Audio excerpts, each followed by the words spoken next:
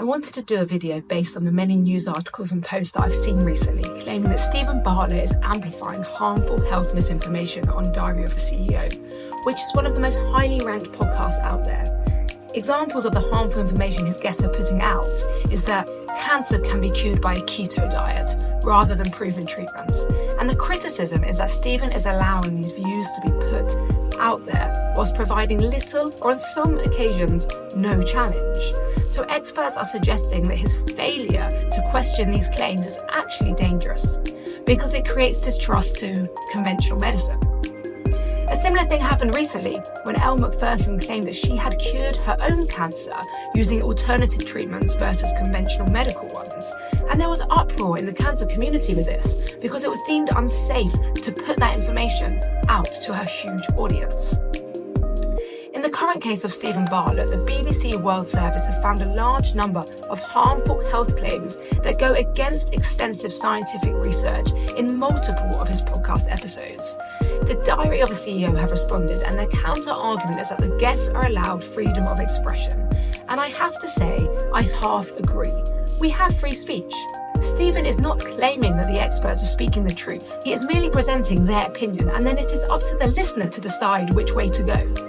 I do, however, think it's a tight line to walk on because Stephen does have a massive platform. It's one of the top listened to podcasts in the world. He has millions of subscribers on YouTube, and the layperson who might not be scientifically minded may deem him and his guests to be absolute experts in whatever they are talking about, and therefore trust all of his guests' opinions without question, which is undoubtedly dangerous. Podcasters in the UK are not regulated by Ofcom, so no broadcasting rules are being broken. On YouTube, his thumbnails often include quite exclamatory comments like, "This will kill you," or "This is fueling your cancer." However, I found that when you listen to the full episode, it is not actually so cut and dry. The truth is that health-related clickbait content with scary titles does really well online, and Stephen Bartlett and others know this.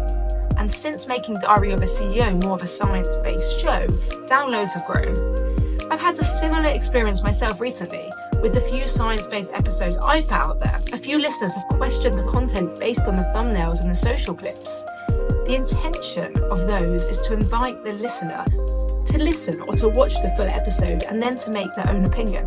So in conclusion, and having reflected on this, I personally think that differing opinions are allowed to be put out there, and that is what makes podcasts and long-form content so interesting. We have free speech. However, I do come from a science background. I believe in evidence-based research. So what could podcasters do better?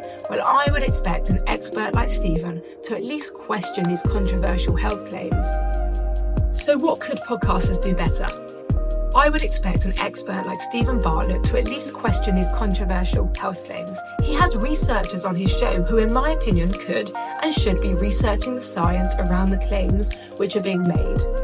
Or he could plan to have another guest on the week after who has a counter evidence-based argument. We should be showing both sides of the story, and I am certainly going to reflect on this going forward. If you enjoy this content, please click here to subscribe. Click here to listen to some of my podcast episodes, which I've done recently discussing science-based content.